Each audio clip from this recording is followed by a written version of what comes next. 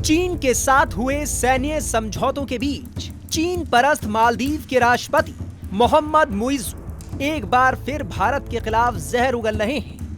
मुइज़्ज़ू ने कहा है कि 10 मई के बाद किसी भी भारतीय सैनिक को मालदीव में रहने की इजाजत नहीं होगी, फिर चाहे वो सादे कपड़ों में ही क्यों ना हो। मुइज़्ज़ू ने कहा कि हमारी सरकार मालदीव से भारतीय सैनिकों को बाहर करने में सफल रही है। जो लोग अफवाह फैला रहे हैं वो हालात को और गड़बड़ करने की कोशिश कर रहे हैं।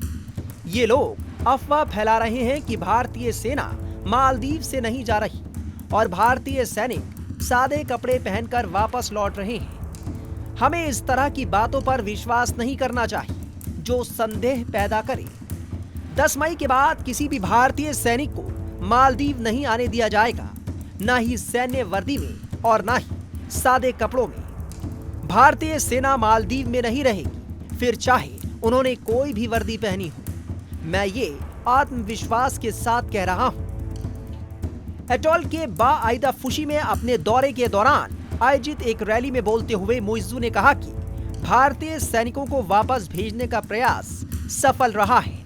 इसके बाद उन्होंने भारतीय सैनिकों की वापसी के लिए पहले से घोषित कार्यक्रम को दोहराया, जिसमें एक बैच को 10 मार्च को रवाना होना था और अगले बैच को 10 मई से पहले रवाना होना था।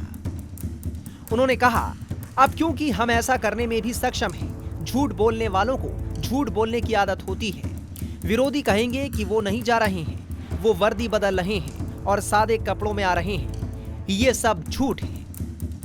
उन्होंने जनता से अपनी आंखों के सामने देखी जा सकने वाली वास्तविकता को स्वीकार करने का आग्रह किया और आश्वासन दिया कि उनके बयान सरकारी कार्यों और नीति को दर्शाते हैं। मुइज़्ज़ू ने कहा कि 10 मई को अल्लाह की मर्जी से भारतीय सैनिक मालदीव में नहीं होंगे, चाहे वो वर्दी में हो या सफेद कपड़ों में हो या नहीं। भारतीय सैनिक या किसी भी देश का सैनिक इस देश में नहीं होगा।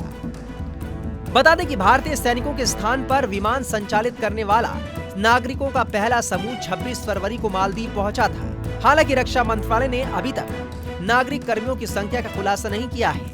अब तक मालदीव में तैनात 88 भारतीय सैन्य कर्मी भारत से दान में मिले 2 हेलीकॉप्टरों और 1 डॉर्नियर विमान का मानवीय सहायता के लिए संचालन करते थे।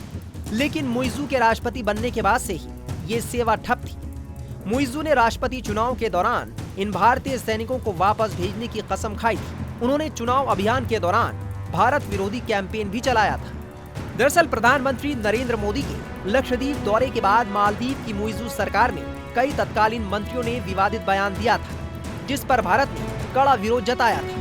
तभी से मालदीव और भारत के रिश्तों में खटास आती चली गई। उसी बीच मोहम्मद मुइज़्ज़ू एक के बाद एक भारत विरोधी बयान देने लगे और मामले ने तूल पकड़ लिया और अब नौबत यहाँ तक आ गई है। दरअसल मालदीव के राष्ट्रपति मोहम्मद मुइज़्ज़ू ये सब कुछ चीन के इशारे पर कर रहे हैं, क्योंकि उन्हें चीन परस्त माना जाता है।